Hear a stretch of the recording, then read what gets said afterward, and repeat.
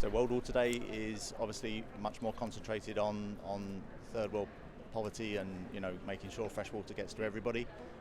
For Gibraltar, it's a little bit different because we're fortunate enough to have fresh water in our taps, and we're quite a fortunate nation in that respect. For us, it's a chance to launch our sustainability report. It's the first time that we've produced a sustainability report, and it's a way to communicate to the public a lot about what we do and how we are trying to be sustainable for the future. We take all our fresh water from the sea, which will obviously not run out, which is great. We use reverse osmosis, which is the most efficient way of producing fresh water at the moment. We run it through and pump it all the way to the top of the rock, and then by gravity it all comes down to our taps. And we also have a quite unique situation where a majority of toilets and so on they pump salt water through the system. So is our consumption greater or comparable to the rest of the European Union because of that? If you take our consumption across salt water and potable water, we're very comparable to the European Union.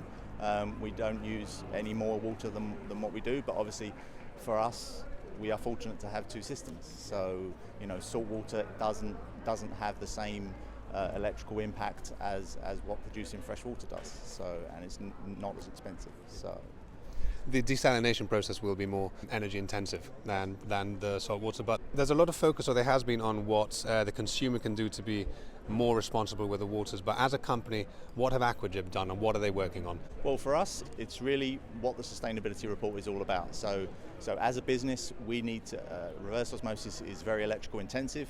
We work very hard to make sure that we use the most efficient pumps, so we don't have any waste of electricity. We know electricity is also a scarce resource, so it's one of those things. Recently we invested in new high pressure pumps at our reverse osmosis plants back in 2017. We spent nearly £1 million investing in new pumps there. That's saved us something like 26% on our electricity costs over the last 3 to 4 years. So it's that kind of stuff that's really important to us. It's just about being efficient, being not as energy intensive as what it could be. And was there anything that surprised you about the report? Were there any standout figures or observations that perhaps you hadn't expected? Not really. I think it's more about trying to make sure the customer can see what we do.